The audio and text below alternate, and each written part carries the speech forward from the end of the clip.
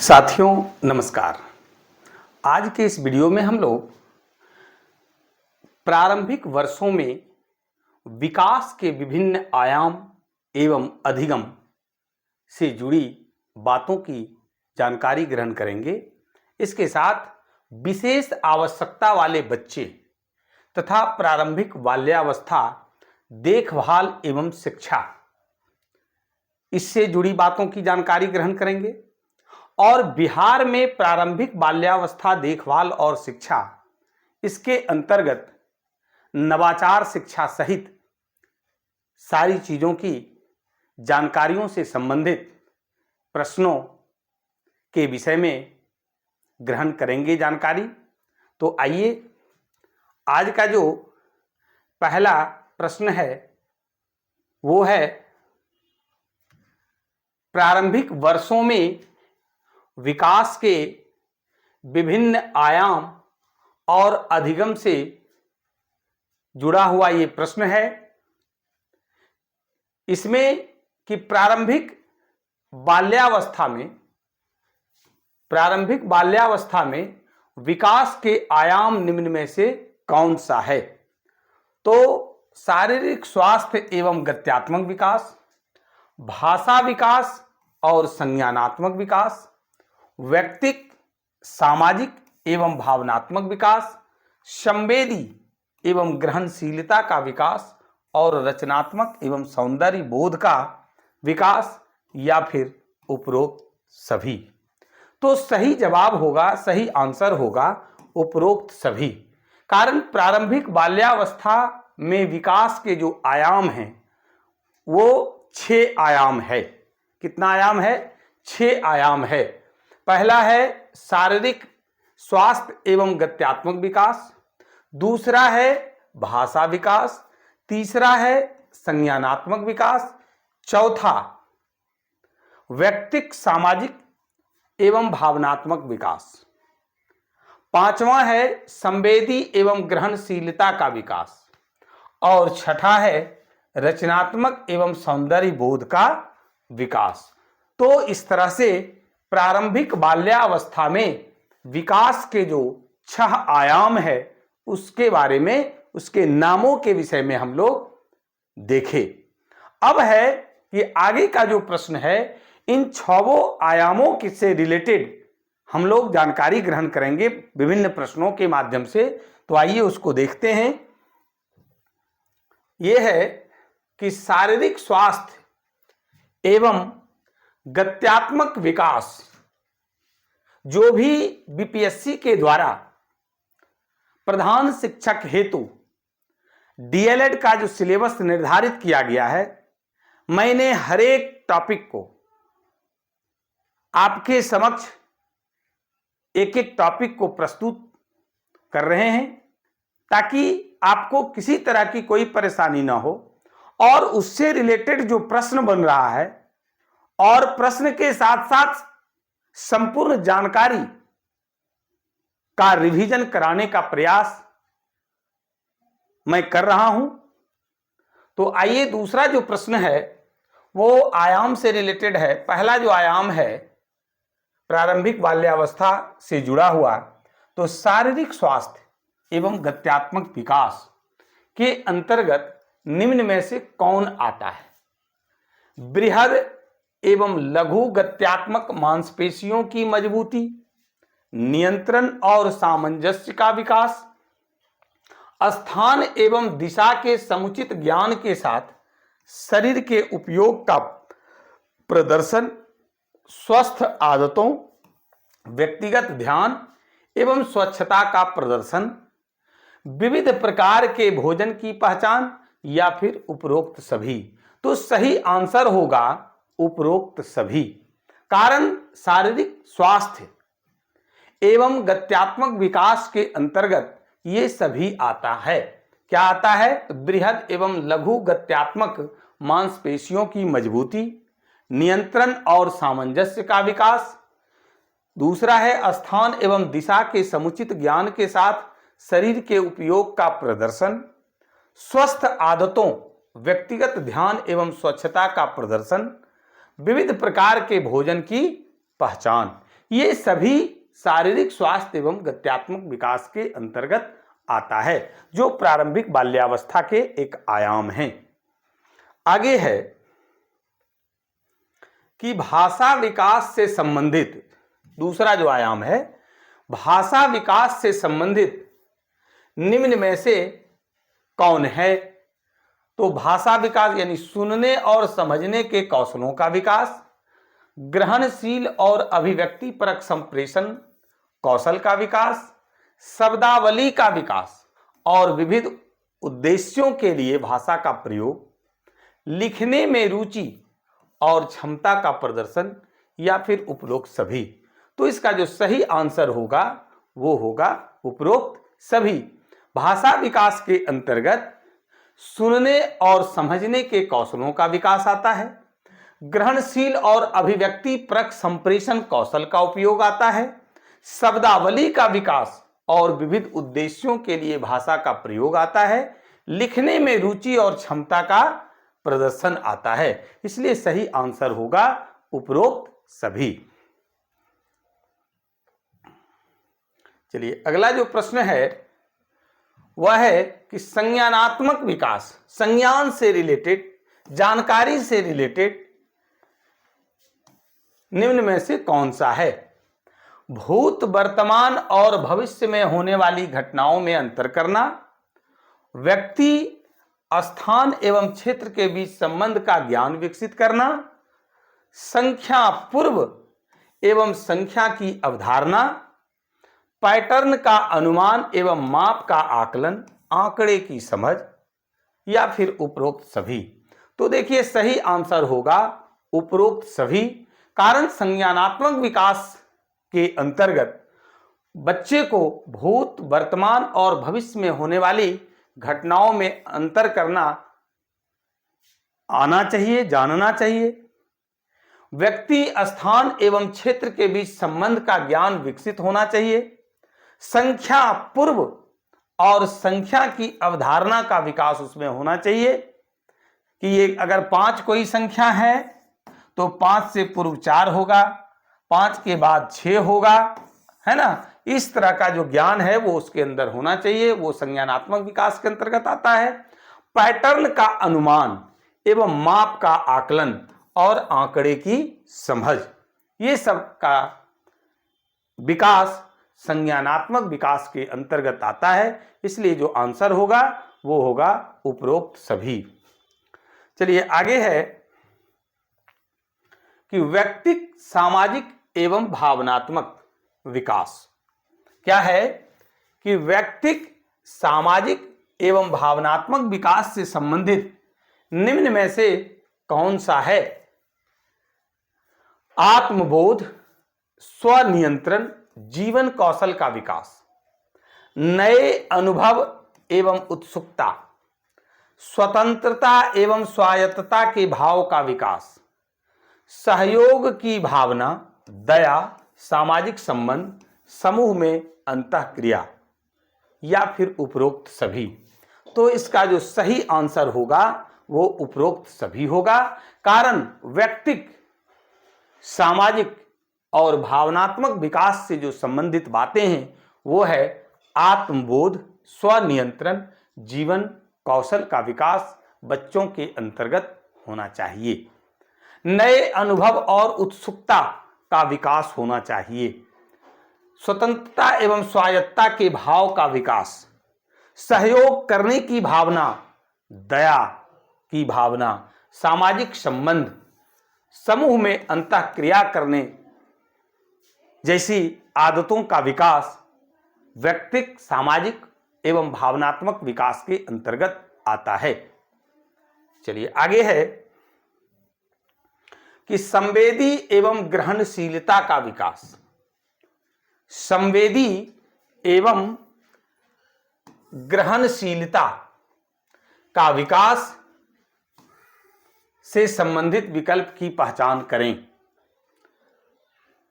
तो संवेदी यानी संवेदना शब्द से बना है, और संवेदीकरण यानी कि संवेदनशील बनाना, किसी भी वस्तु या किसी भी चीज के बारे में, कोई भी घटना के बारे में, कोई भी परिघटना के बारे में संवेदनशील होना, उसके प्रति लगाव होना, है ना, ग्रहणशीलता का विकास। इसके अंतर्गत क्या क्या आता है, तो गति को निर्देशित करने एवं चीजों को पहचानने के लिए विभिन्न ज्ञान इंद्रियों के उपयोग का प्रदर्शन। ज्ञान इंद्रिय क्या क्या है, आंख जिससे ज्ञान होता है, नाक स्मेल के माध्यम से, गुड स्मेल बैड स्मेल, है ना। देखिए 5 जो ज्ञान इंद्रिय है उसमें क्या क्या आता है, आंख, कान सुन करके जानकारी मिलती है, नाक सूंघ करके, आंख कान नाक ये हो गया। इसके बाद है जैसे जीभ, त्वचा, है ना। तो ये जो हमारा है ये 5 क्या है, ज्ञान इंद्रिय है, जिससे क्या होता है, बच्चों या व्यक्तियों को ज्ञान प्राप्त होता है। आंख से कैसे ज्ञान होता है, सामने हम देख रहे हैं कि बाघ आया या कोई हमारे अपने आए तो ये भी ज्ञान देता है। कान से सुनते हैं किस तरह की आवाज है, अगर लोग कह रहा है भूकंप आया घर से निकलो तो हम लोग घर से बाहर सुरक्षित हो जाते हैं निकल करके। अगर नाक से पता चलता है गुड स्मेल है या बैड स्मेल है। जीभ से भी ज्ञान की प्राप्ति होती है, तीता है या मीठा है, तीखा है या स्वादिष्ट है, अच्छा है या खराब है। त्वचा, अगर कोई गर्म पदार्थ है, सकता है, तो हमें ज्ञान की प्राप्ति होती है कि वह गर्म है, ठंडा है। तो ये सब ज्ञान इंद्रिय है। आगे है स्थान, दिशा, दूरी, मात्रा आदि के प्रति जागरूकता, या फिर ए और बी दोनों, या फिर इनमें से कोई नहीं। तो सही जो आंसर होगा वो ए और बी दोनों होगा। कारण संवेदी एवं ग्रहणशीलता का जो विकास से संबंधित बातें हैं वो है कि गति को निर्देशित करने एवं चीजों को पहचानने के लिए विभिन्न ज्ञान इंद्रियों के उपयोग का प्रदर्शन इसके अंतर्गत किया जाता है। स्थान, कौन सा स्थान है, दिशा, कौन सा दिशा है, कितनी दूरी है, कितनी मात्रा है, अधिक है कम है आदि के प्रति बच्चे जागरूक होते हैं संवेदी एवं ग्रहणशीलता के विकास के अंतर्गत। प्रारंभिक बाल्यावस्था का यह एक आयाम है, संवेदी एवं ग्रहणशीलता का विकास। अब आइए देखते हैं अगला जो प्रश्न है वह है कि रचनात्मक एवं सौंदर्य बोध का विकास से संबंधित विकल्प की पहचान करें। यह भी रचनात्मक एवं सौंदर्य बोध प्रारंभिक बाल्यावस्था का एक आयाम है, कहिए तो 6ठा नंबर का आयाम है।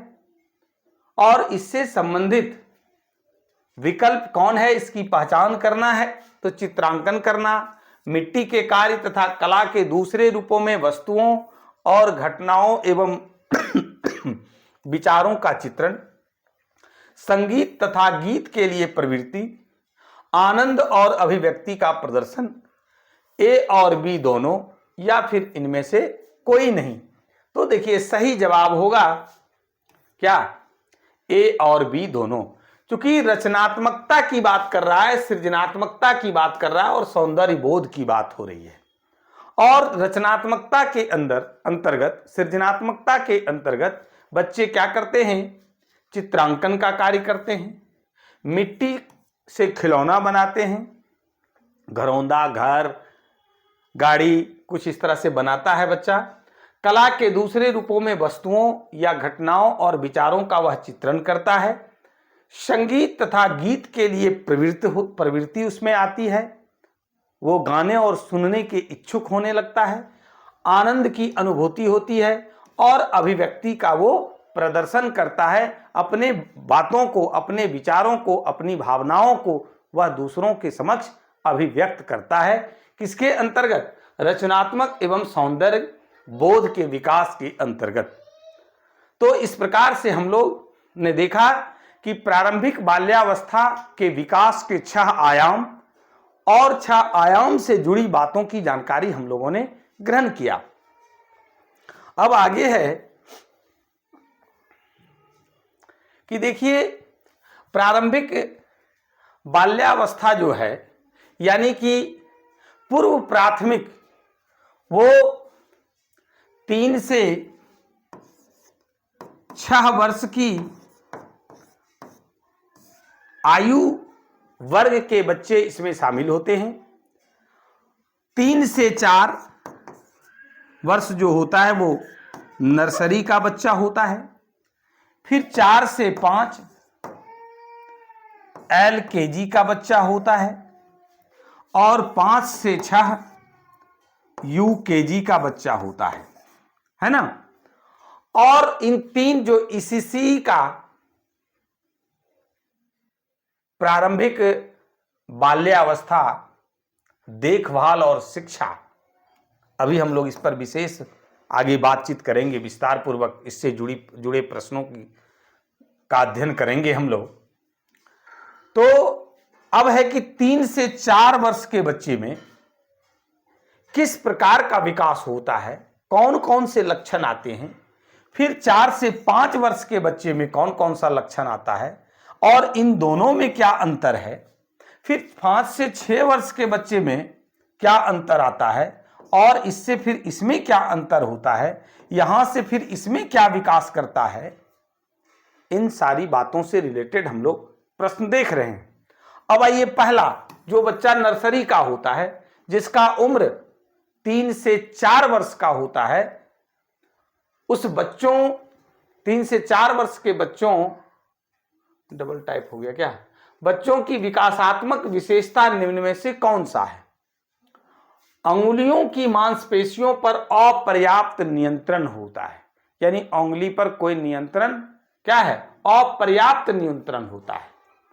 कपड़े पहनने, साफ सफाई, जूते के फीते बांधने आदि के लिए वह क्या करता है, दूसरों पर आश्रित रहता है। ऐसा है क्या।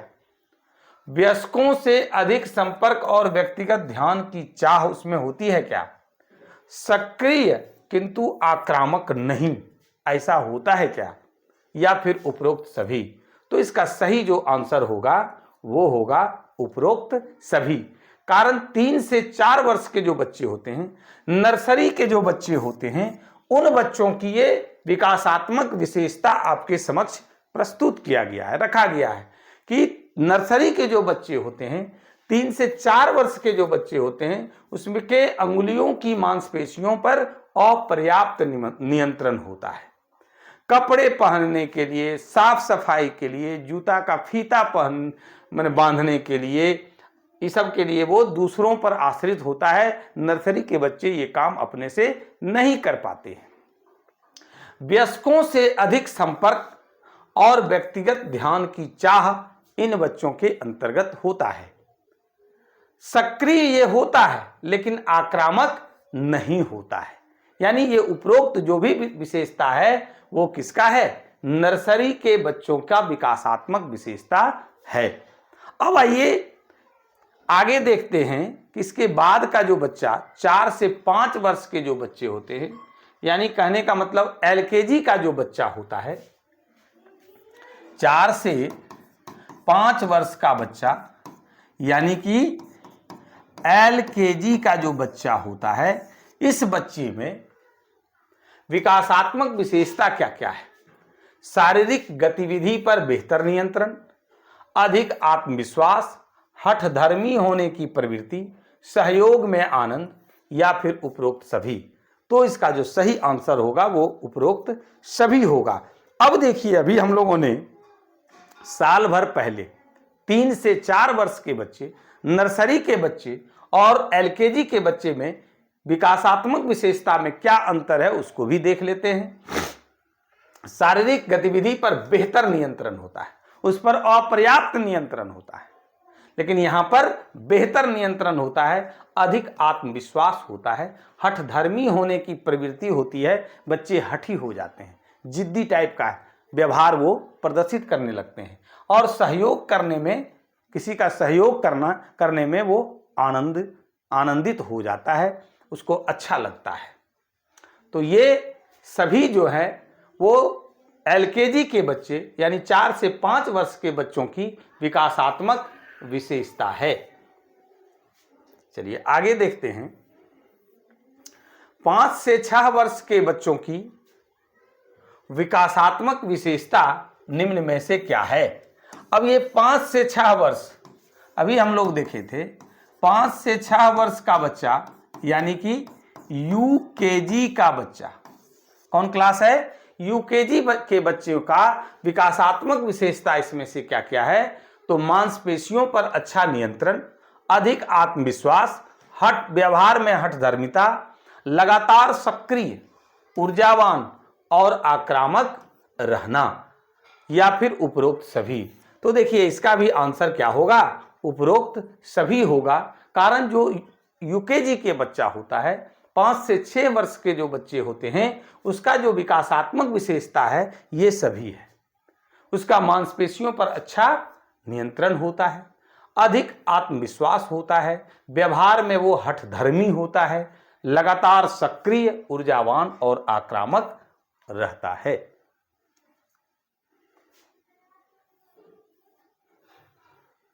अब आइए, बड़ा ही महत्वपूर्ण जानकारी है कि 3 से 6 वर्ष के बच्चों हेतु शिक्षक छात्र अनुपात निम्न में से क्या होना चाहिए?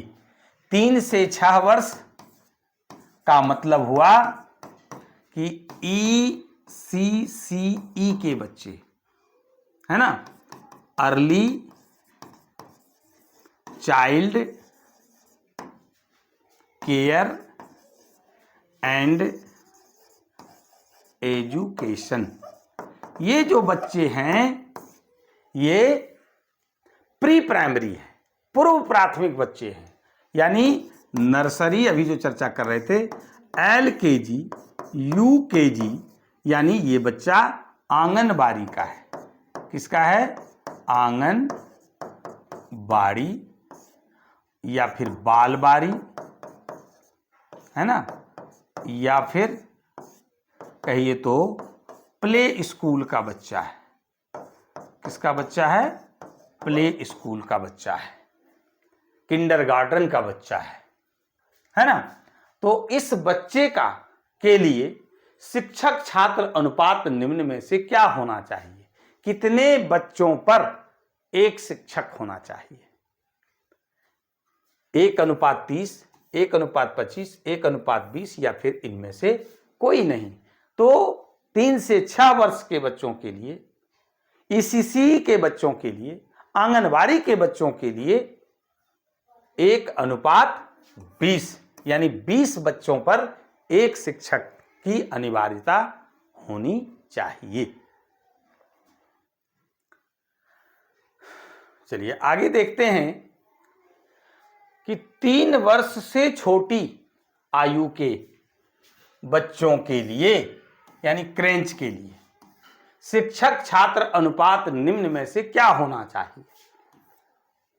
है ना, 30 बच्चे पर एक यानी 1:30, 1:10, 1:20 या इनमें से कोई नहीं।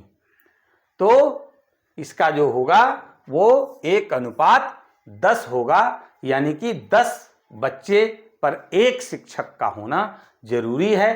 कारण ये 3 वर्ष से छोटे बच्चे हैं, गिरेगा, बजड़ेगा, ढुलमुलाएगा, रोएगा,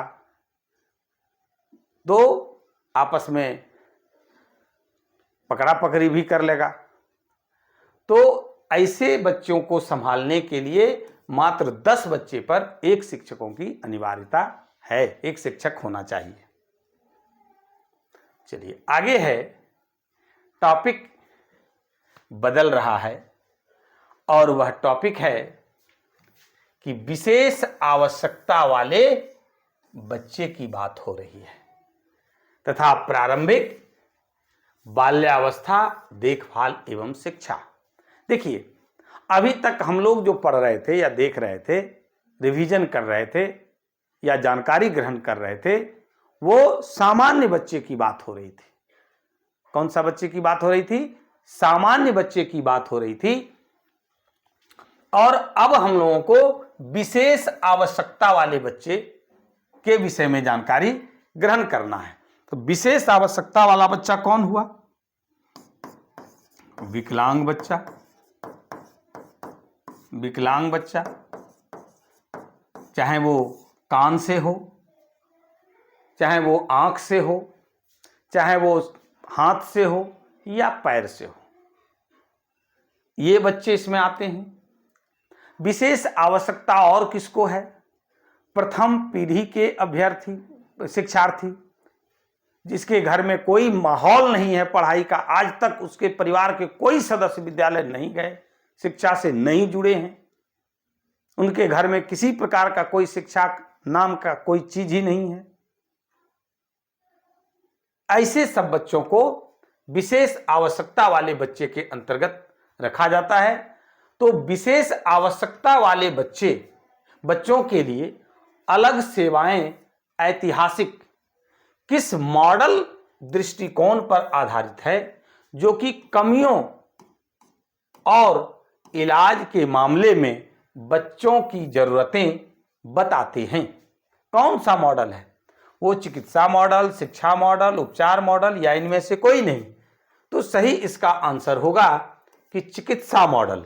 और इस मॉडल के अंतर्गत क्या होता है कि बच्चों में क्या कमी है और फिर उसका उपचार या इलाज किस प्रकार से किया जाना चाहिए, वो चिकित्सा मॉडल का जो दृष्टिकोण है उसी पर आधारित है। चलिए आगे देखते हैं कि समावेशी शिक्षा का मूल आधार, समावेशी शिक्षा का मूल आधार बच्चों के प्रति डैश व्यवहार करना है, ना कि उनको व्यक्तिगत, शैक्षिक, सामाजिक रूप से, भावनात्मक रूप से या शारीरिक अपंगता के आधार पर अलग किया जाए। ऐसा है कि समावेशी शिक्षा की जरूरत क्यों पड़ती है? तो विशेष आवश्यकता वाले जो बच्चे हैं उनको भी क्या किया जाता है? समावेशी शिक्षा के अंतर्गत एक साथ समान व्यवहार करते हुए, समान सुविधा प्रदान करते हुए, समान तरजीह देते हुए, समान सम्मान देते हुए, समान प्यार देते हुए, समान भाव देते हुए अधिगम का कार्य किया जाता है। तो समावेशी शिक्षा का मूल आधार बच्चों के प्रति डैश व्यवहार करना है, ना कि उनको व्यक्तिगत, शैक्षिक, सामाजिक, भावनात्मक या शारीरिक अपंगता के आधार पर अलग किया जाए। आंसर हमने आपको दे दिया। क्या है? समान, असमान, विशेष या इनमें से कोई नहीं। कैसा व्यवहार करना चाहिए? समान व्यवहार, असमान व्यवहार, विशेष व्यवहार। तो क्या सही आंसर होगा? समान व्यवहार करने की आवश्यकता है। फिर से एक बार देखते हैं कि समावेशी शिक्षा का मूल जो आधार है वो बच्चों के प्रति समान व्यवहार है ना, समान व्यवहार करना है, ना कि उनको व्यक्तिगत रूप से, शैक्षिक रूप से, सामाजिक रूप से, भावनात्मक या शारीरिक अपंगता के आधार पर उसको अलग कर दीजिए।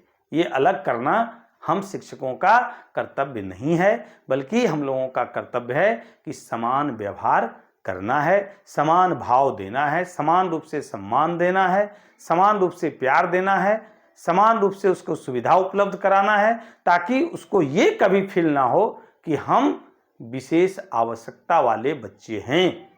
ऐसा उसको फील नहीं होने देना है। चलिए आगे है कि समावेशन के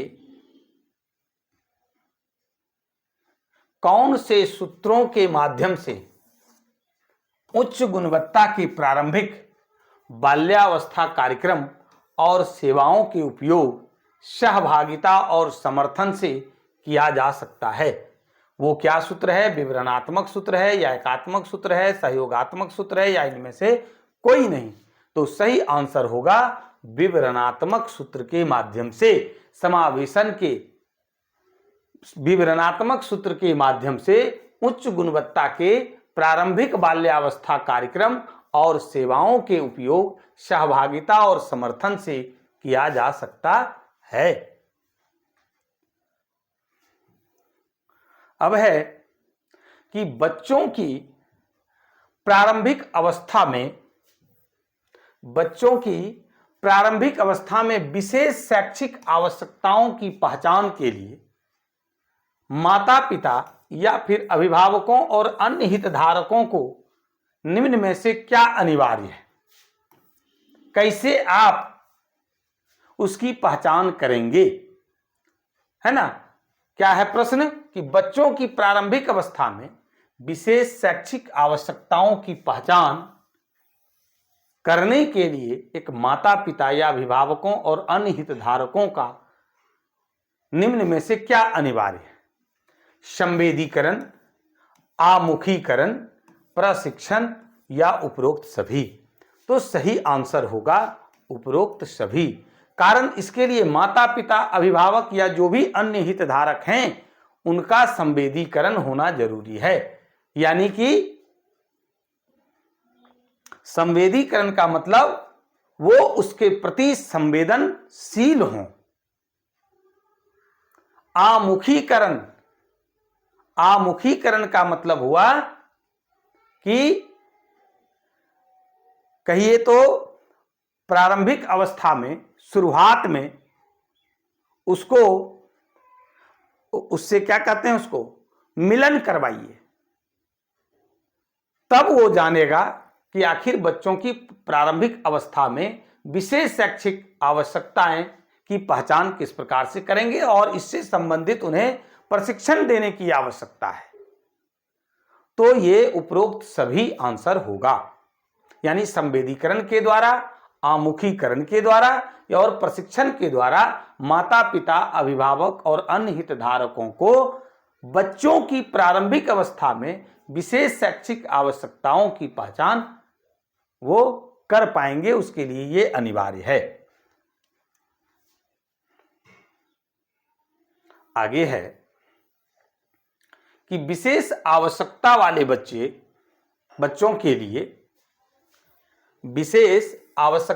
बच्चों के लिए पाठ्यक्रम सुलभ बनाना, आसान बनाना, बच्चों के अनुकूल बनाना, उपयुक्त उसका फिर आकलन करना कि बच्चे क्या सीख पा रहे हैं, क्या उसका रिजल्ट आ रहा है, बच्चे में सर्वांगीण विकास हो रहा है या नहीं हो रहा है, और फिर उसका जो मूल्यांकन प्रक्रियाएं वो तैयार करना, व्यवहार की बाधाओं को दूर करने के लिए सभी हितधारकों का निम्न में से क्या अत्यंत महत्वपूर्ण है? हितधारक के अंतर्गत माता पिता, अभिभावक, शिक्षक भी आएंगे। इसके क्षमता निर्माण, सशक्तिकरण, ए और बी दोनों या इनमें से कोई नहीं। तो इसके लिए सही आंसर होगा ए और बी। यानी ये सब जो दूर करने के लिए हितधारकों को क्षमता निर्माण और सशक्तिकरण दोनों अनिवार्य है। चलिए आगे है ECCE शिक्षक। ECCE शिक्षक कौन है? यानी कि आंगनबाड़ी के सेविका, आंगनबाड़ी कार्यकर्ता, जो कि इसके अलावे भी हैं बालवाड़ी के। यानी कि जो वैसे शिक्षक जो नर्सरी के बच्चे, LKG के बच्चे और UKG के बच्चे को पढ़ाते हैं और उसके देखभाल करते हैं। शिक्षार्थियों की बदलती जरूरतों को पूरा करने के लिए निम्न में से कौन सी अवधारणा का प्रयोग करते हैं? समावेशन, वर्गीकरण, दोनों या इनमें से कोई नहीं, है ना? तो ये क्या करते हैं, वर्गीकरण का काम करते हैं। सही आंसर होगा वर्गीकरण। तो इससी शिक्षक और देखभालकर्ता शिक्षार्थियों की बदलती जरूरतों को पूरा करने के लिए वर्गीकरण की अवधारणा का प्रयोग करते हैं, वो उसको वर्गीकृत करते हैं। अब ये वर्गीकरण किस आधार पर करते हैं और किस प्रकार से करते हैं, उससे भी संबंधित जानकारी हम लोग ग्रहण करते हैं। देखिए, वो है कि ईसीसी शिक्षकों को या देखभालकर्ताओं द्वारा किए जा रहे वर्गीकरण के आधार क्या क्या है, किस आधार पर वह वर्गीकरण करते हैं, विषय वस्तु के आधार पर, प्रक्रिया के आधार पर, उत्पाद के आधार पर, या सीखने का वातावरण के आधार पर, या उपरोक्त सभी। तो सही आंसर होगा उपरोक्त सभी। ये जो वर्गीकरण करते हैं ईसीसी के शिक्षक या देखभालकर्ता, है ना, वो विषय वस्तु के आधार पर कि आखिर विषय वस्तु क्या होना चाहिए, क्या चीज उसके सिलेबस में, उसके विषय वस्तु में है जो बच्चा वह सीख पा रहा है, कोई बच्चा नहीं सीख पाता है, कोई बच्चा जल्दी सीखता है, कोई बच्चा लेट से सीखता है। तो इस आधार पर उसका वर्गीकरण करना। अब है कुछ प्रक्रिया। प्रक्रिया का मतलब हुआ कि उसके अंदर क्या गतिविधि का अपनाया गया जिससे कि बच्चे आसानी से सीख गए या नहीं सीख पाया, या सीखने की क्या मतलब स्तर रहा। फिर जो है उसका उत्पाद कि आखिर विषय वस्तु और प्रक्रिया यानी गतिविधि का हमने ये किया तो उससे उत्पाद क्या मिला, बच्चे किस स्तर तक सीखे, बच्चे से हमें क्या फिर रिटर्निंग मिला, और सीखने का वातावरण किस प्रकार का है, वह बच्चे किस पृष्ठभूमि से आते हैं, और वहाँ जो हम ईसीसी के लिए जैसे मान लीजिए आंगनबाड़ी केंद्र है या बालवाड़ी केंद्र है, तो वहाँ सीखने का वातावरण कैसा है। इन सब सारी चीज़ों के आधार पर ईसीसी के शिक्षक या देखभालकर्ता वर्गीकरण का आधार इस पर निर्णय लेते हैं, वर्गीकरण का कार्य करते हैं। चलिए आगे है। अब है कि बिहार में प्रारंभिक बाल्यावस्था, देखभाल और शिक्षा, ये जो टॉपिक है इसके अंतर्गत हमें यह जानकारी ग्रहण करना है, रिवीजन करना है कि आखिर एनईपी 2020 लाने के पीछे उद्देश्य क्या है। पीछे जो चल रहा था शिक्षण अधिगम का जो कार्य चल रहा था, उससे इसमें क्या फर्क है, क्या अंतर है, क्या विशेषता है, क्या विशेष रूप से व्यवस्था उसमें की गई है, इन सारी चीजों की जानकारी ग्रहण करेंगे। और इससे रिलेटेड कि जो विशेष व्यवस्था किया गया है उसके लिए नवाचार शिक्षकों में बच्चों के लिए किस प्रकार से उस व्यवस्था के लिए तैयार किया जाए, खास करके शिक्षकों का प्रशिक्षण किस प्रकार से दिया जाना चाहिए, बच्चों को अच्छे तरीके से पढ़ाने के लिए, बताने के लिए शिक्षकों के अंदर जो पुरानी मानसिकता है, पुराने जो तरीके से वो काम कर रहे हैं, उसमें नवाचार किस प्रकार से लाया जा सकता है, किस प्रकार से वो जो है आईसीटी का प्रयोग करेंगे। अभी जो ये आपके सामने है, मैं भी पिछला 25 वर्ष से पढ़ाने का काम मैनुअल बोर्ड पर कर रहा था, लेकिन आईसीटी का प्रभाव कहिए जो कि आज आपके सामने हम डिजिटल बोर्ड के साथ उपस्थित हैं, तो मैं ये बता रहा था। तो इन सारी बातों की जानकारी अभी हम लोग आगे के प्रश्नों में ग्रहण करेंगे। तो आइए, पहला प्रश्न है कि एनईपी 2020 शिक्षा की 5 वर्षीय बुनियादी अवस्था पर विचार करती है, जिसमें निम्न में से क्या शामिल है। ईसीसी के 3 वर्ष, प्राइमरी स्कूल के 2 वर्ष, ए और बी दोनों या इनमें से कोई नहीं। तो सही जो इसका आंसर होगा वो ए और बी दोनों होगा। देखिए पहले भी एनईपी 20 से पहले भी क्या था, ईसीसी के 3 वर्ष, अभी चर्चा हम लोग कर रहे थे प्रारंभिक बाल्यावस्था देखभाल और शिक्षा, early child care and education, इसके जो 3 वर्ष हैं, प्री प्राइमरी के पूर्व प्राथमिक के जो 3 वर्ष हैं, यानी कि 3 से 6 वर्ष, 6 वर्ष के बाद हम लोग अपने विद्यालय में एडमिशन लेते हैं। इसमें क्या क्या आता है, तभी भी चर्चा हो रही थी, नर्सरी, एलकेजी और यूकेजी, ये बच्चे इसके अंतर्गत आते हैं। और अब प्राइमरी स्कूल के 2 वर्ष यानी 6 से 8 वर्ष, क्लास 1 और 2 के बच्चे ये इसके अंतर्गत आते हैं। अब देखिए कि एनईपी 2020 और उससे पहले में क्या फर्क है। ये पहले अलग था, ये जो ईसीसी के 3 वर्ष के जो बच्चे हैं ये अलग था, उसको प्रारंभिक विद्यालय से कोई लेना देना नहीं था, वो अलग आंगनबाड़ी में चलता था, बालवाड़ी में चलता था, या कहीं कहीं प्राइमरी प्राइवेट विद्यालय में भी ये व्यवस्था थी। और प्राइमरी स्कूल के 2 वर्ष यानी 1 और 2 ये अलग प्राइमरी स्कूल में चलता था। लेकिन एनईपी 20 का कहना है कि इन दोनों को एक साथ कर दीजिए, है ना। और अब जो मान्यता पहले था 3 से 6 वर्ष के बच्चे ईसीसी के अंतर्गत आता था, वो अब सीधे हो गया 3 से 8 वर्ष।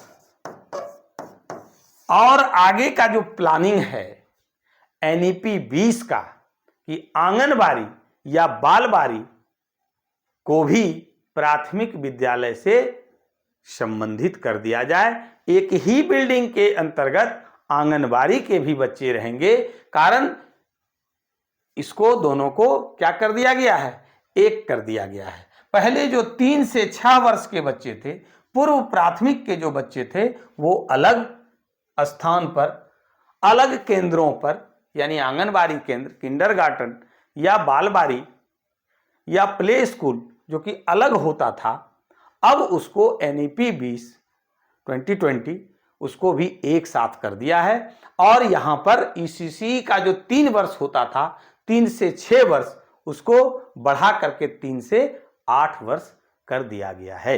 ये चीज हम लोगों के लिए बहुत ही इंपॉर्टेंट जानकारी है और यहां से प्रश्न रहेंगे। चलिए आगे बढ़ते हैं। ईसीसी का जो दायरा है, देखिए उसी से रिलेटेड है अभी जो बात हो रही थी कि ईसीसी का जो दायरा विस्तृत होकर अब कितने वर्ष तक के बच्चों के लिए हो गया। 3 से 6 वर्ष, 6 से 8 वर्ष, 3 से 8 वर्ष, इनमें से कोई नहीं। अभी हमने चर्चा किया, अभी हम लोग पिछले प्रश्न में देख रहे थे कि जो पहले 3 से 6 वर्ष का था दायरा, नर्सरी, एलकेजी, यूकेजी का जो बच्चा था, 3 से 4, 4 से 5, 5 से 6 वर्ष के जो बच्चे थे, उसको अब क्या किया कि प्राइमरी स्कूल का जो 2 वर्ष 1 और 2 उसको भी शामिल इसी में करते हुए इसका दायरा 3 से 8 वर्ष तक कर दिया। चलिए, जनसंख्या की दृष्टि से चूंकि बिहार से रिलेटेड हम लोग पढ़ रहे हैं, ईसीसी प्रारंभिक बाल्यावस्था देखभाल और शिक्षा से रिलेटेड बातें हो रही है, न्यू एजुकेशन पॉलिसी 2020 की बात हो रही है, नई शिक्षा नीति 2020 की बात हो रही है, तो जनसंख्या की दृष्टि से बिहार राष्ट्र का कौन सा स्थान है, पहला, दूसरा, तीसरा, चौथा। तो हम लोगों को ये बहुत आसान जानकारी है, तीसरा स्थान है। पहला जो है वो उत्तर प्रदेश है, दूसरा महाराष्ट्र और तीसरा बिहार है ना। तो यहाँ पर जो भी बिहार की आबादी है 14 करोड़ 13 करोड़ जो भी है, और उसमें जो भी बच्चे हैं, सारे के संदर्भ में बात यहाँ पर होगी कि निम्न में से सत्य कथन की पहचान करें। आइए, प्रारंभिक बाल्यावस्था ही देश को विकसित बनाने के लिए मजबूत आधार है। हम लोग इसलिए इसी के विषय में हम लोग जानकारी ग्रहण कर रहे हैं क्योंकि प्रारंभिक बाल्यावस्था ही देश को विकसित बनाने के लिए मजबूत आधार है। क्या ये सही है? मजबूत आधार के लिए बच्चे का सर्वांगीण विकास महत्वपूर्ण है। सर्वांगीण विकास के लिए उचित पोषण, स्वास्थ्य सुविधाएं, समृद्ध भौतिक और मनोसामाजिक परिवेश की अहम भूमिका है, या फिर उपरोक्त सभी।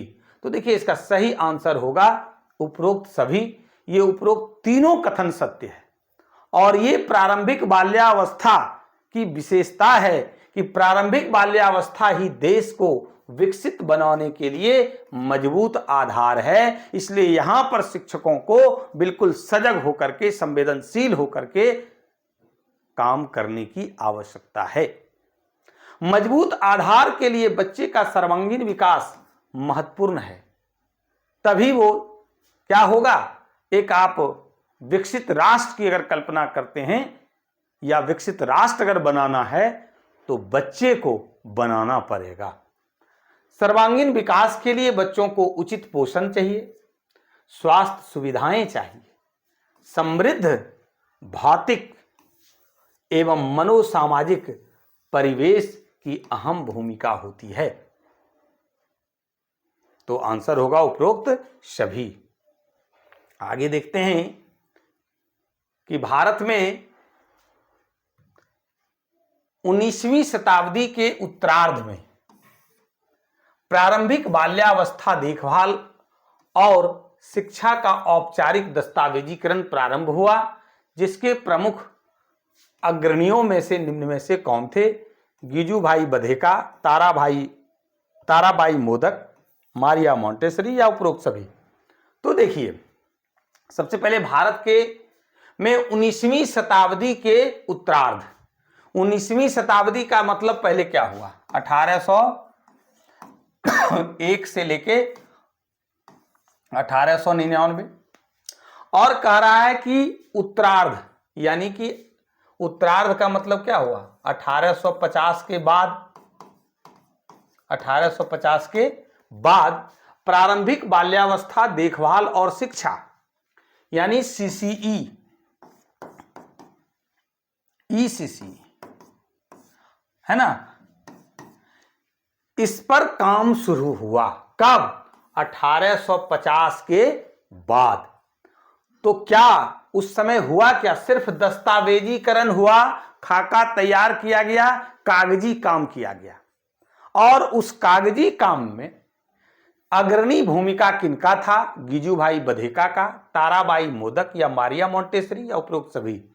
तो उपरोक्त सभी आंसर होगा, क्योंकि इसमें गिजुभाई बधेका का भी योगदान था, ताराबाई मोदक का भी था और मारिया मोंटेसरी का भी था। इसके अलावे महात्मा गांधी, ध्यान रखेंगे, महात्मा गांधी, रविंद्रनाथ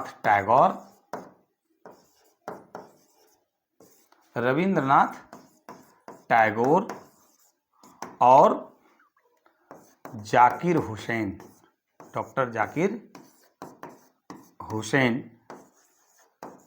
का भी बहुत बड़ा योगदान था, जो आज हम लोगों के सामने सरजमी पर दिख रहा है, उस पर काम हो रहा है, और ये काम शुरू हुआ था 1850 के बाद। चलिए आइए,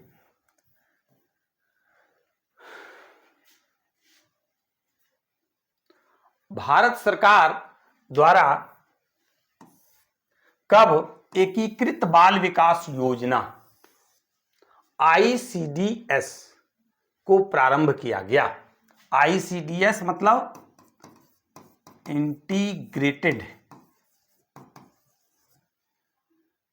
है ना, चाइल्ड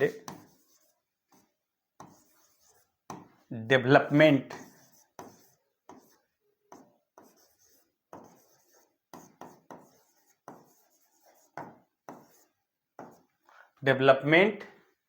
स्कीम की जो शुरुआत की गई वो कब से किया गया? एकीकृत बाल विकास योजना ICDS, बड़ा ही इंपॉर्टेंट जानकारी है ना।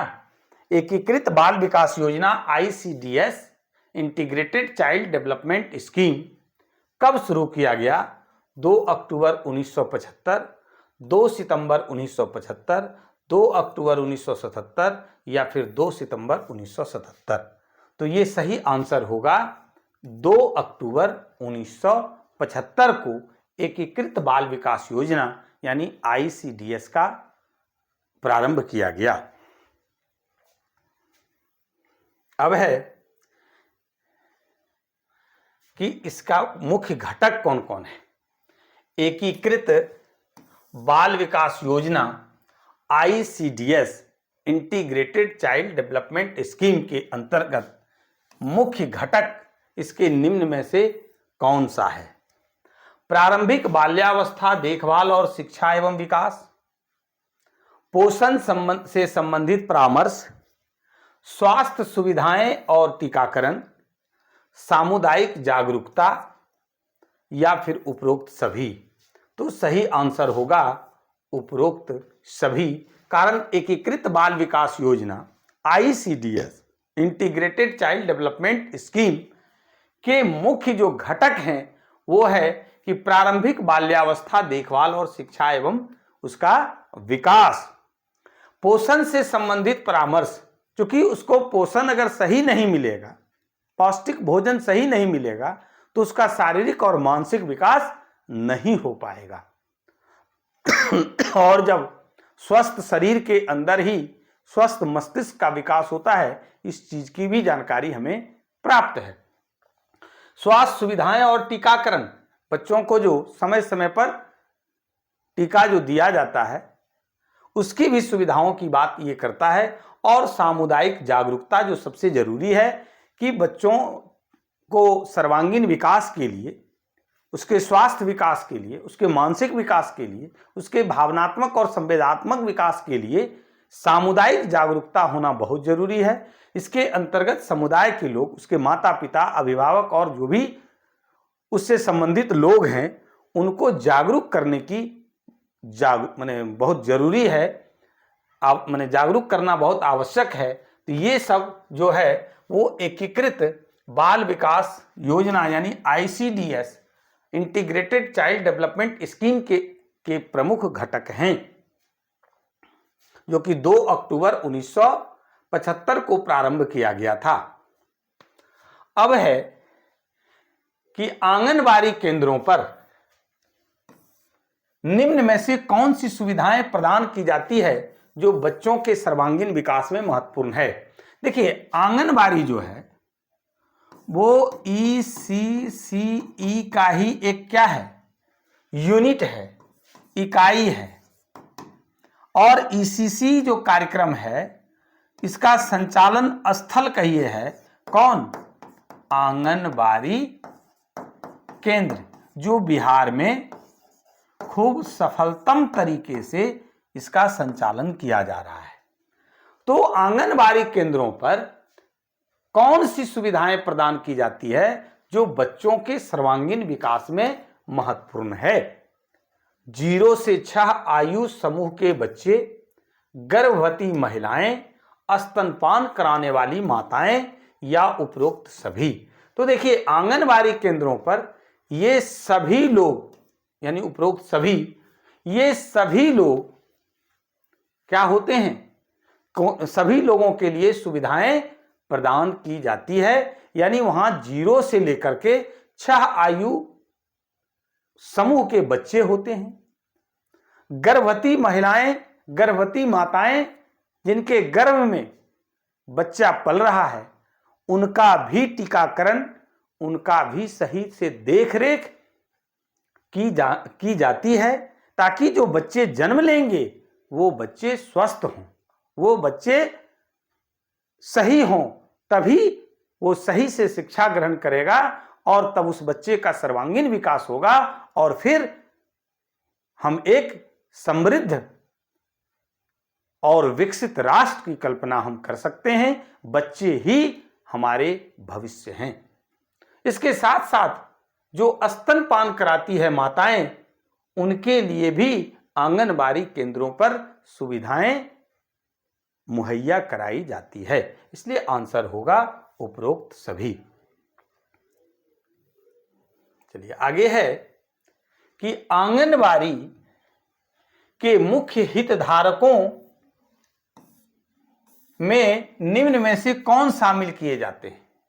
जो सक्रिय रूप से इस आयु वर्ग के बच्चों के बेहतर स्वास्थ्य और शिक्षा की दिशा में कार्य कर रहे हैं। कौन कौन लोग हैं जो अभी जो हम लोग देखे थे कि आंगनबाड़ी केंद्रों के द्वारा 0 से 6 वर्ष के बच्चे, गर्भवती माताएं, स्तनपान कराने वाली माताएं लाभान्वित हो रही हैं। उनका जो है स्वास्थ्य देखरेख, पौष्टिक भोजन, नियमित टीकाकरण आदि की जो व्यवस्थाएं की गई है, उसमें कौन कौन लोग हैं जो कि ये बेहतर कार्य का संपादन कर रहे हैं? वो क्या आंगनबाड़ी कार्यकर्ता हैं, बालक और इसके अभिभावक हैं, आंगनबाड़ी सहायिका तथा सीडीपीओ, या फिर उपरोक्त सभी? तो सही आंसर होगा उपरोक्त सभी।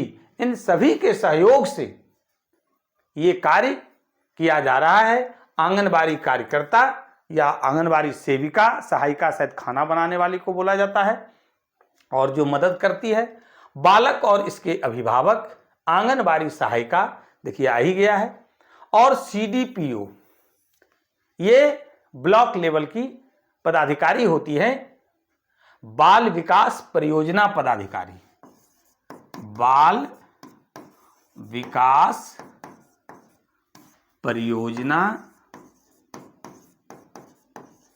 पदाधिकारी।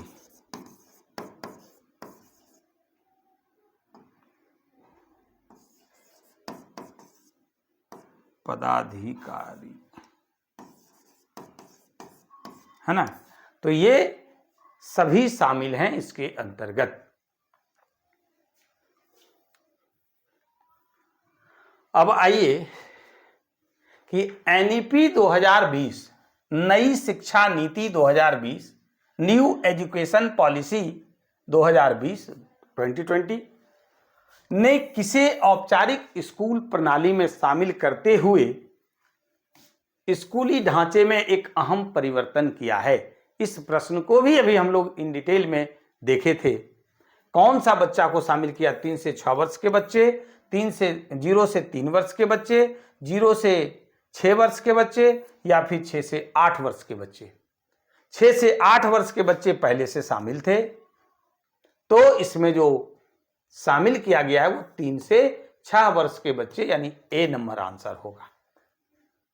ये पहले अलग होते थे, लेकिन नई शिक्षा नीति 2020 जो है 3 से 6 वर्ष के बच्चे, यानी नर्सरी, एलकेजी, यूकेजी, नर्सरी और केजी के बच्चों को क्या किया?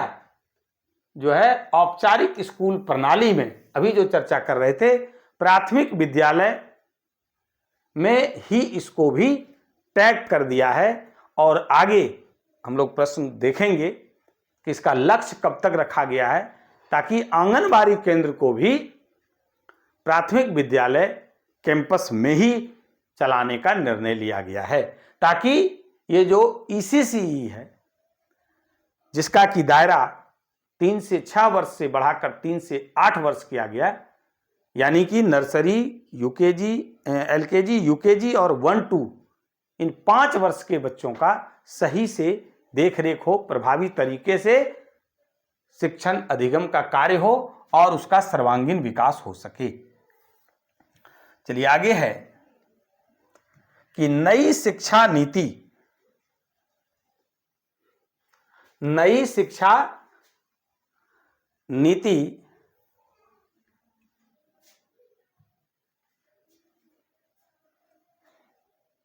नई शिक्षा नीति 2020 में प्रारंभिक बाल्यावस्था देखभाल और शिक्षा को विद्यालयी शिक्षा के ढांचे का हिस्सा बनाकर उसे एक मजबूत बुनियाद प्रदान करने का लक्ष्य किस वर्ष से पूर्व रखा गया है? 2025, 2030, 2035, 2040।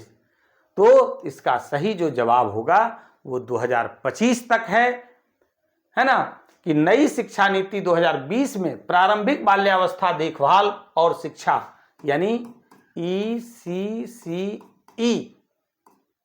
के बच्चों को विद्यालयी शिक्षा के ढांचे का हिस्सा बना करके आंगनबाड़ी केंद्र को विद्यालय परिसर में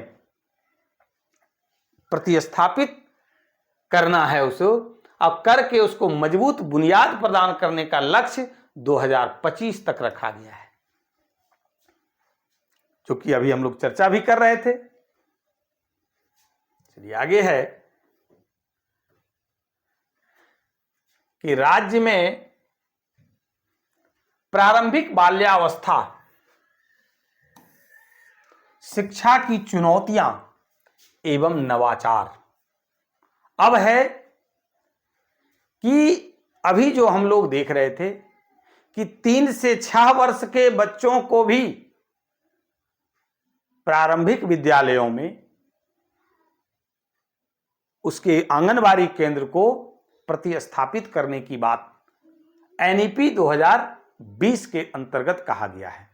अब इसमें कुछ चुनौतियां भी आएंगी, कुछ समस्या का सामना भी करना होगा, शिक्षकों को अपने आप को बदलना होगा, इसके लिए विशेष प्रशिक्षण की भी आवश्यकता होगी, यानी कि नवाचार का भी जरूरत पड़ेगा।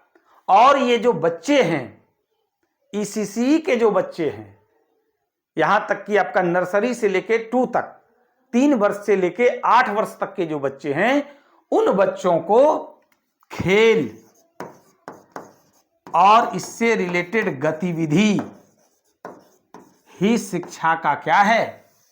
आधार है। इसके लिए आपको क्या करना है? खेल के माध्यम से और गतिविधि के माध्यम से ही सिखाना है। इसके लिए ICT की आवश्यकता पड़ेगी, है ना, सूचना और संचार प्रौद्योगिकी, उस पर बात होगी। तो उसके लिए कंप्यूटर चलाना, और इसके अंतर्गत क्या क्या आता है? कंप्यूटर आधारित हार्डवेयर और सॉफ्टवेयर।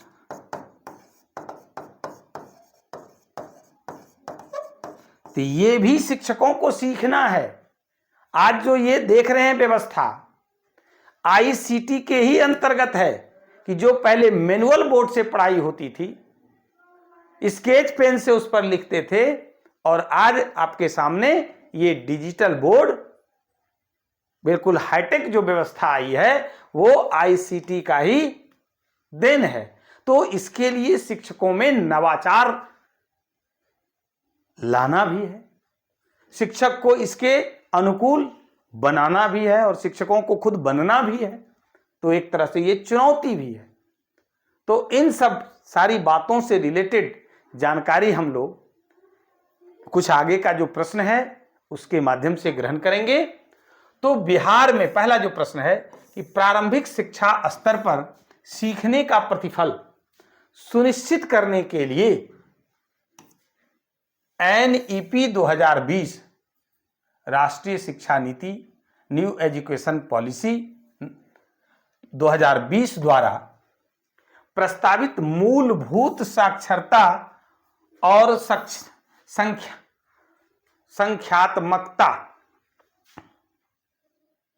संख्यात्मकता होगा, गलत टाइप हो गया है, संख्यात्मकता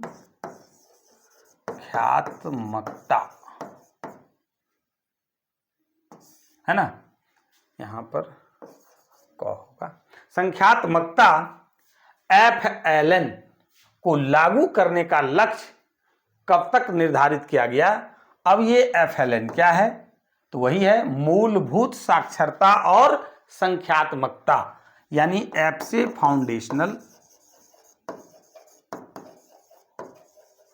फाउंडेशनल लिटरेसी एंड न्यूमेरेसी। ये जो किया गया है कि मूलभूत साक्षरता और संख्यात्मकता एफएलएन, ये कब तक लागू करने का लक्ष्य रखा गया है। एफएलएन किट भी है, सभी विद्यालयों को उपलब्ध भी कराया गया है। तो ये लक्ष्य कब तक रखा गया उस पर बात करते हैं। जरा उससे पहले हम लोग इस पर बात करते हैं कि मूलभूत साक्षरता और संख्यात्मकता एफएलएन के अंतर्गत बच्चों को क्या करना है। तो जो भी बच्चे हमारे ईसीसी के अंतर्गत इवन 1-2 तक के बच्चे, 3 पर भी बात करेंगे आगे, उस बच्चे को संबंधित पाठ जो भाषा में है उसको सही से वो पढ़ना जान जाए, यानी किताब को वो पढ़ने के लिए सीख जाए। वो हुआ आपका साक्षरता। और संख्यात्मकता न्यूमेरेसी, ये लिटरेसी की बात हो रही है, किताब पढ़ना उसको आ जाए, वो अपना किताब को जो भी उसके संबंधित पाठ है उसके पाठ्य पुस्तक में उसको वो पढ़ ले। उसके बाद है न्यूमेरेसी, संख्यात्मकता। तो गणित का जो मूल संक्रिया है, मूल संक्रिया क्या है, जोड़ घटाव गुना भाग, उससे संबंधित जो भी प्रश्न है वो अपने दैनिक जीवन में जोड़ना सीख ले। यानी गिनती का ज्ञान हो जाए, पहाड़ा का ज्ञान हो जाए और जोड़ घटाव गुना से संबंधित संक्रिया को वो सीख जाए। ये है एफएलएन का लक्ष्य। और इसके लिए बहुत सारा अत्याधुनिक टीएलएम भी जो है, पाठ्य सामग्री भी उपलब्ध कराया गया है, जिसके माध्यम से बच्चे आसानी से खेल और गतिविधि को केंद्र में रख करके बच्चा ये सब चीज सीख जाए। तो इसका जो लक्ष्य है, अब आते हैं हम लोग आंसर पर, 2025, 2030, 2035 या इनमें से कोई नहीं। तो इसका जो लक्ष्य रखा गया है वो 2025 तक रखा गया है। चलिए आगे आइए, देखते हैं। बहुत ही महत्वपूर्ण प्रश्न है कि निपुण भारत कार्यक्रम, ये भी प्रश्न बहुत ही इंपॉर्टेंट है कि निपुण भारत कार्यक्रम की शुरुआत कब की गई।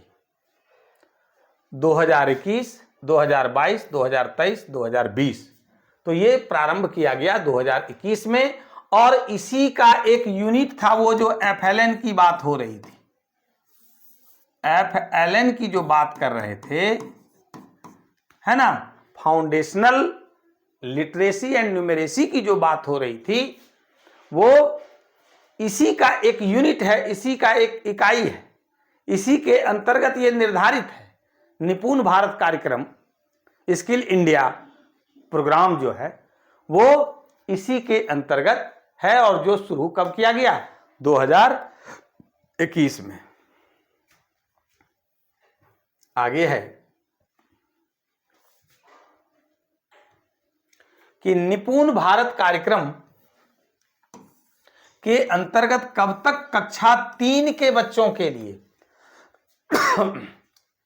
सार्वभौमिक साक्षरता और संख्यात्मकता एफएलएन सुनिश्चित करने का लक्ष्य रखा गया है। 2027-28, 2025-26, 2026-27, इनमें से कोई नहीं। तो क्लास 3 के बच्चे, अभी हम लोग देखे थे ईसीसी के बच्चे, 1-2 तक के बच्चे, उसका जो लक्ष्य रखा गया 2025, 2024 चल रहा है, यानी अगले साल तक उसका लक्ष्य है। जबकि क्लास 3 के बच्चों में, क्लास 3 के पाठ्य पुस्तक में जो हिंदी में जो भी चैप्टर है उसको वो सही तरीके से पढ़ना जान जाए, और जोड़ घटा गुना भाग यानी जो मूल संक्रिया है गणित में, उसको वो अपने दैनिक जीवन से जोड़ ले। इतना चीज सिखाने का जो लक्ष्य रखा गया है एफएलएन का, वो 2026-27 तक इसका लक्ष्य रखा गया है। ये दोनों ही प्रश्न बहुत ही महत्वपूर्ण है। आगे है कि एफएलएन के लक्ष्य निम्न में से कौन सा है? फाउंडेशनल लिटरेसी एंड न्यूमेरेसी, इसके लक्ष्य क्या क्या हैं? संख्यात्मक समझ का विकास, संख्याओं की समझ, गणितीय सोच का विकास और समस्या समाधान के लिए संख्याओं पर मूल संक्रियाओं का अनुप्रयोग, या फिर उपरोक्त सभी। तो ये आंसर होगा उपरोक्त सभी, क्योंकि FLN foundational literacy and numeracy का जो लक्ष्य है यह है कि संख्यात्मक समझ का बच्चों में विकास हो, संख्याओं की समझ का विकास हो और गणितीय सोच का विकास हो। समस्या समाधान के लिए संख्याओं पर मूल संक्रियाओं का अनुप्रयोग। मूल संक्रिया, बार बार हम बोल रहे हैं कि मूल संक्रिया क्या हुआ? तो जोड़, घटाव, गुणा और भाग। इसको बच्चे अपने दैनिक जीवन में इसका उपयोग करना सीख जाए कि 2 आम था पहले से, फिर 2 आम आ गया तो 4 आम हो गया, और 4 आम में से 1 आम अपने बाबू को वो दे दिया तो उसके पास 3 आम बचा। इस तरह का जो सवाल है वो बच्चा सही तरीके से जान जाए। ये एफएलएन का लक्ष्य है। एक शिक्षक होने के नाते हमें ये जानकारी होना चाहिए, और एफएलएन के लिए अलग से बिहार सरकार और एससीईआरटी के द्वारा बहुत सारा प्रशिक्षण हम सभी शिक्षक ले भी चुके हैं। अब है कि एफएलएन का अभी तक लक्ष्य देखे थे हम लोग, अब है कि एफएलएन का उद्देश्य क्या है? ये भी इंपॉर्टेंट प्रश्न है, क्योंकि इस पर जो है आपका स्टेट गवर्नमेंट से लेके सेंट्रल गवर्नमेंट तक एक किए हुए है, और एक हम शिक्षक हैं, हमारे द्वारा ही होना है। ये इस कार्य का अमली जामा हम ही लोग को पहनाना है, इसलिए इसका जानकारी हमें होना बहुत जरूरी है, और परीक्षा के भी पॉइंट ऑफ व्यू से ये बहुत महत्वपूर्ण प्रश्न है। बच्चे खेल, कहानियां, गतिविधियां आदि के माध्यम से आनंदपूर्ण तरीके से सीखें और आजीवन सीखने के लिए मजबूत नींव विकसित करें। बच्चों को अच्छी गुणवत्ता वाली शिक्षा देना, बच्चों के स्किल डेवलपमेंट के ऊपर कार्य करना, बच्चों को उसके दैनिक जीवन के साथ जोड़कर पढ़ाना, उपरोक्त सभी। यानी सही जो आंसर होगा वो उपरोक्त सभी होगा। कारण एफएलएन का फाउंडेशनल लिटरेसी एंड न्यूमेरेसी का जो उद्देश्य है वह उद्देश्य क्या है? बच्चे खेल, कहानी, गतिविधियां आदि के माध्यम से आनंदपूर्ण तरीके से खुशी खुशी पूर्वक सीखें और आजीवन सीखने के लिए मजबूत नींव, मजबूत बुनियाद विकसित करें। कि बच्चा ऐसा बुनियाद खड़ा कर दीजिए, शिक्षा रूपी ऐसा बुनियाद खड़ा कीजिए कि शिक्षा रूपी बहुत बड़ी इमारत भी उस पर खड़ा हो जाए तो वो मकान हिले डुले नहीं। कितना हो तीव्रता का अगर भूकंप आ जाए तो उसमें जरा सा भी कंपन तक नहीं आवे। बच्चों को अच्छी गुणवत्ता वाली शिक्षा देना, बच्चों के स्किल डेवलपमेंट के ऊपर कार्य करना, बच्चों को उसके दैनिक जीवन के साथ जोड़ करके पढ़ाना कि बच्चे जो पढ़ रहे हैं उसके दैनिक जीवन में उसकी क्या उपयोगिता है, क्या उसकी महत्ता है, क्या उसकी आवश्यकता है, ये सब सारी चीजों से उसको जोड़ करके दिखाना और पढ़ाना, ये जो है एफएलएन का उद्देश्य है।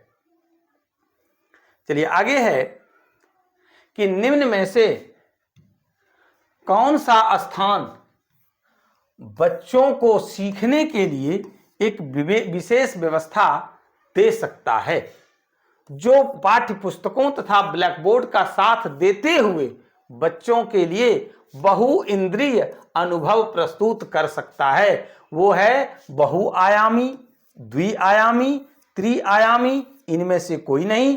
तो सही आंसर होगा बहुआयामी, यानी कि 3D, यानी कि 3 डायमेंशनल, त्रिविमीय। हम लोग खूब बढ़िया से जानते हैं त्रिविमीय क्या है, जिसमें 3 बीमा हो, लंबाई चौड़ाई और ऊंचाई भी हो। ये बोर्ड आपका 2 बीमा का है, लंबाई और चौड़ाई है। इसी में अगर गहराई भी दिख जाए तो इसके लिए त्रिआयामी, त्रिविमीय, 3 डायमेंशनल ये विशेष व्यवस्था की गई है आईसीटी के माध्यम से, जिसमें बच्चे जो है खूब अच्छे तरीके से देख सके। उसके सामने जैसे बाघ के विषय में जानकारी देना है कि बाघ कैसा होता है, बच्चों को सही बाघ हम दिखा नहीं सकते हैं, तो 3D के माध्यम से, त्रिआयामी के माध्यम से, आईसीटी के माध्यम से, पैनल के माध्यम से, डिजिटल बोर्ड के माध्यम से बच्चों को चलते फिरते खूब बढ़िया तरीके से बाघ के विषय में बताया जा सकता है। चलिए आगे आइए कि शिक्षकों के लिए निम्न में से क्या जरूरी है। स्थानीय संसाधनों का प्रयोग करके विविधतापूर्ण गतिविधियों की योजना बना सके। एनईपी, न्यू एजुकेशन पॉलिसी, नई शिक्षा नीति 2020 द्वारा प्रस्तावित कला और खेल आधारित शिक्षण अधिगम को वर्ग कक्ष तक पहुंचाना। शिक्षकों को मूल्यांकन या आकलन के बेहतर तरीकों यानी 360 डिग्री आकलन में दक्षता लाना, या उपरोक्त सभी। तो सही जो आंसर होगा वो उपरोक्त सभी होगा। कारण हम शिक्षक हैं और पुरानी परंपरा को छोड़ दीजिए, भूल जाइए, कर नया चीज क्या सीखिएगा। नई शिक्षा नीति क्या क्या लाई है, इस नीति के द्वारा नवाचार कहिए, हम लोगों में क्या बदलाव लाना है। पुरानी परंपरा से जो हम लोग कुछ काम कर रहे थे उसको बदल देना है। हम लोग पाठ्य पुस्तक आधारित कार्य करते थे, उसका क्वेश्चन आंसर लिखा देना, उस पाठ को सब कुछ पढ़ा देना, और पढ़ाने के बाद हम गौरवान्वित होते थे कि हम बहुत अच्छे शिक्षक हैं और हम बहुत कुछ पढ़ा दिए। उस चीज को अब भूल जाइए। नई शिक्षा नीति क्या कह रहा है, खेल और गतिविधि को केंद्र में रख करके बच्चों को खेल करके एज ए मदारी बन करके बच्चों को सिखाइए। यानी स्थानीय संसाधनों का प्रयोग करके विविधतापूर्ण गतिविधियों की योजना बनाइए, बना सके शिक्षक, ऐसा शिक्षक को होना है। जहां पर विद्यालय अवस्थित है, जहां बच्चे हैं, और वहां स्थानीय संसाधन क्या क्या है, और उस संसाधन को गतिविधि से जोड़ करके बच्चे को बता देना। चाहे आप कंकड़ पत्थर से लेके ईंट पत्थर तक बालू ले लीजिए, मिट्टी ले लीजिए, या वहां और कुछ है, बाग बगीचा है तो पर्यावरण से संबंधित बातों को चर्चा कर दीजिए। तो ये है। फिर है एनईपी 2020 द्वारा प्रस्तावित जो कला है, खेल आधारित शिक्षण, बार बार हम इस पर जोड़ रहे हैं, शिक्षण अधिगम को वर्ग कक्ष तक पहुंचाना। बच्चे खेलते रहें, खेलने में खूब आनंद आता है, और खेलते हुए ही, खेलने के क्रम में ही बच्चा सीख भी जाए, है ना। तो इस तरह का काम करना है। शिक्षकों को मूल्यांकन या आकलन के बेहतर तरीके, पहले हम लोग क्या करते थे, पेन पेपर टेस्ट लिए, प्रश्न उसको दे दिए, आंसर दे दिया तो बच्चा बड़ा तेज है, आंसर नहीं दिया तो हम लोग उसको डांटना शुरू करते हैं, ये बच्चा एकदम चौपट है, ये बच्चा बेकार है। नहीं, 360 डिग्री आकलन में दक्षता लाना है। और 360 डिग्री आकलन क्या है, पेन पेपर से लिखना, वो लिख करके देगा नहीं। कर्मचारियों का भी 360 डिग्री आकलन किया जा रहा है और उसकी भी व्यवस्था की जा रही है। आप कितने बजे स्कूल जाते हैं, कितने बजे आते हैं, क्या स्कूल में करते हैं, पाठचर्या में आपका कितना सहभागिता है, किस प्रकार का आपका वहाँ पे आप अपना अनुभव या आप अपना योगदान देते हैं, कितना %, ये आपके बिना पूछे आकलन कर लेना, पता कर लेना ही 360 डिग्री आकलन है। ग्रामीण से पूछ लेना, आपके सहयोगी शिक्षक साथी से पूछ लेना, आपके प्रधानाध्यापक से पूछ लेना, आप जिस बच्चों को पढ़ा रहे हैं उस बच्चे से पूछ लेना, उस बच्चे के अभिभावक से पता कर लेना, विभाग से जानकारी ग्रहण कर लेना। ये होता है 360 डिग्री आकलन। और ऐसा ही आकलन हमें अपने बच्चों को भी करना है। हर गतिविधि, हर कार्य, पाठचर्या जो है, हमारा जो विद्यालय समय है, उसके अंतर्गत जो भी गतिविधि देख रहे हैं, जो भी उसका एक्टिविटी बच्चे का देख रहे हैं, उसके माध्यम से ही हमें आकलन कर लेना है। और वैसे आकलन को ही 360 डिग्री आकलन कहते हैं। तो ये अपने आप में बदलाव लाना है कि जो बच्चा पेन पेपर पर बहुत अच्छा कर रहा है वो बहुत अच्छा है, इसका ये मतलब नहीं होता है। तो ये सब चीजों को बदलने की आवश्यकता हम शिक्षकों को है। चलिए आगे है कि विद्यालय अभिभावक साझेदारी को बेहतर बनाने का उपाय निम्न में से कौन सा है? अभिभावक अध्यापक संघ बना करके, विद्यालय समिति में अभिभावकों को नामित किया जाना, गुणवत्तापूर्ण मध्याह्न भोजन में अभिभावकों का सहयोग, या उपरोक्त सभी। आंसर होगा उपरोक्त सभी। कारण देखिए, विद्यालय में हम तभी शिक्षण अधिगम कार्य प्रभावी तरीके से कर सकते हैं जब हमें अभिभावकों का, ग्रामीणों का, समाज के बुद्धिजीवियों का सहयोग मिले। और उसे सहयोग हम बनाने के लिए क्या उपाय कर सकते हैं? तो उसके लिए अभिभावक अध्यापक संघ बना करके कर सकते हैं। और संघ जब बनेंगे तो उसके कुछ अध्यक्ष होंगे, सचिव होंगे, उसके कुछ कार्यकारिणी सदस्य होंगे। और जब उन्हें जिम्मेवारी मिलेगी तो वो क्या होंगे? इफेक्टिवली, प्रभावी तरीके से वह विद्यालय को सहयोग करेंगे कि हमारा ये कर्तव्य है कि हम विद्यालय को सहयोग करें। विद्यालय समिति में अभिभावकों को नामित किया जाना, जो विद्यालय शिक्षा समिति का गठन किया जाता है VSS, उसको बना करके, और वो जब नाम उनका नामित होते हैं, वो चुने जाते हैं, तो वो भी क्या समझते हैं कि हमारी एक जिम्मेवारी है ना। इसके बाद है गुणवत्तापूर्ण मध्याह्न भोजन में अभिभावकों का सहयोग। जब MDM में अगर MDM सही से बनता है, देखिए यहाँ गुणवत्तापूर्ण की बात हो रही है, तो उसमें भी हम अभिभावकों का सहयोग लेकर के, और ये जो हमारा है विद्यालय अभिभावक साझेदारी, इसको हम बेहतर बना सकते हैं। चलिए आगे है कि बच्चों के व्यक्तित्व निर्माण में, जो कि बहुत ही इंपॉर्टेंट है, हम लोगों का मुख्य लक्ष्य ही है बच्चों का व्यक्तित्व निर्माण करना एक शिक्षक का। तो कौन अहम भूमिका निभा सकता है?